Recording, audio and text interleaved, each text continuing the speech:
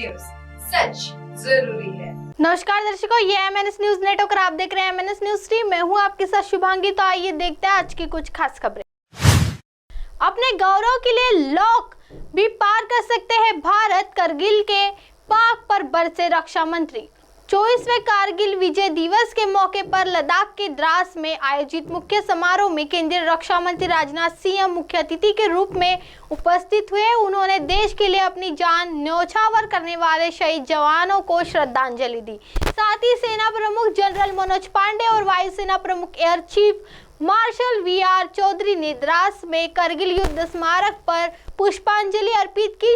लद्दाख की द्रास में कारगिल दिवस के मौके पर आयोजित मुख्य समारोह को संबोधित करते हुए रक्षा मंत्री राजनाथ सिंह ने कहा कि भारत अपने सम्मान और गरिमा को बनाए रखने के लिए नियंत्रण रेखा को पार करने के लिए तैयार है और नागरिकों से ऐसी स्थिति में सैनिकों का समर्थन करने के लिए तैयार रहने का आह्वान किया। भारत पर एक थोपा गया। रक्षा मंत्री ने कहा कि कारगिल युद्ध भारत के ऊपर एक थोपा गया युद्ध था।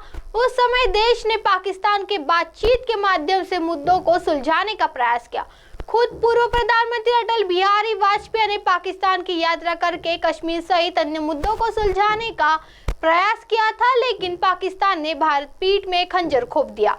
रक्षा मंत्री ने कहा, आज कारगिल विजय दिवस के पावन अवसर पर आप सभी के बीच उपस्थित होकर मुझे बेहद खुशी हो रही है। सबसे पहले मैं भारत माता के उन जाबाज सुपूतों को नमन करता हूँ जिन्होंने मातृभूमि की रक्षा के लिए अपना सर्वस्व न्यौछावर किया। वीर सुपूतों को नमन करता हूँ जिन्होंने राष्ट्र के सर्वप्रथम रखा और उसके लिए अपने प्राणों को आहुति देने से भी पीछे नहीं हटे। आइए बढ़ते हैं अगली खबर की ओर।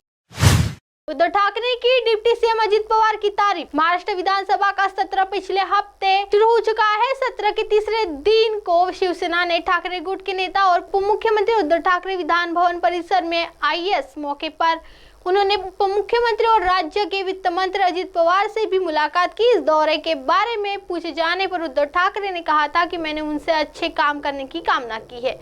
साथ ही मैंने अजित पवार से यह भी अनुरोध किया है कि वह इस स्थिति में राज्य के किसानों और नागरिकों की उपेक्षा न होने दे, क्योंकि बारिश की कमी के कारण किसान हताश हो गया है। लोक सत्ता के अनुसार इस बीच एक बार फिर से उद्धव ठाकरे ने इस दौरे पर टिप्पणी की है। उन्होंने उप मुख्यमंत्री अजित पवार की भी तारीफ की। उद्धव ठाकरे का इंटरव्यू प्रसारित किया गया है। इस इंटरव्यू को ठाकरे गुट के सांसद और शिवसेना के मुख्य पत्र सामना के संपादक संजय राउत ने लिखा है। इस इंटरव्यू के पहले भाग में उद्धव ठाकरे ने कई मुद्दों पर टिप्पणी की है। आइए बढ़ते अगली खबर की ओर।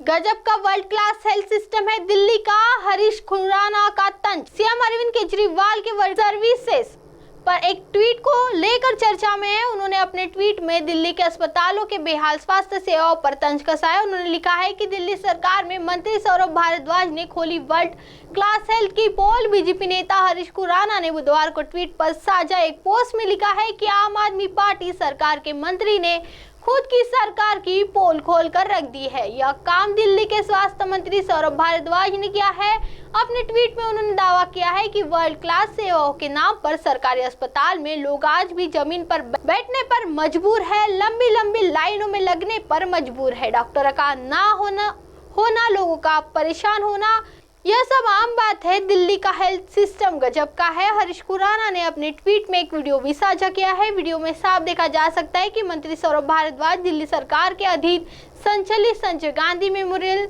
अस्पताल में स्वास्थ्य सेवाओं का निरीक्षण में पहुंचे हैं। इस दौरान अस्पताल में मरीजों की लंबी कतारें लगी है। मरीज और उनके तीमारदार जमीन पर बैठे हुए हैं। वीडियो में मंत्री खुद मरीजों से बातचीत करते भी दिखाई देते हैं। बता दें कि दिल्ली सरकार के अधीन कई बड़े सरकारी अस्पताल संचालित है। इसमें सफरजगंज अस्पताल, LNGP, राम मनोहर लोहिया अस्पताल, संजय गांधी अस्पताल व अन्य बड़े अस्पताल शामिल है। इन अस्पतालों में आज भी डॉक्टरों और सुविधाओं के अभाव की वजह से मरीजों को कई तरह की परेशानियों का सामना करना पड़ता है, जबकि दिल्ली सरकार इन अस्पतालों में वर्ल्ड क्लास हेल्थ सुविधा मुहैया कराने का दावा करती है। अब आप हमारे चैनल को आपके मोबाइल पर भी देख सकते हैं। मोबाइल ऐप पर देखने के लिए play store MNS news T app download करें।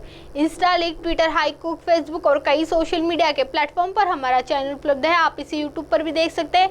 आप हमारे चैनल को लाइक भी दे सकते हैं। www.mnsnewst.com पर फिलहाल वक्त हो चला है दर्शकों ब्रेक का। ब्रेक से लौटने के बाद देखिएगा देश और दुनिया की तमाम खबरें। बनी रही एमएनएस न्यूज टीवी पर। नमस्कार।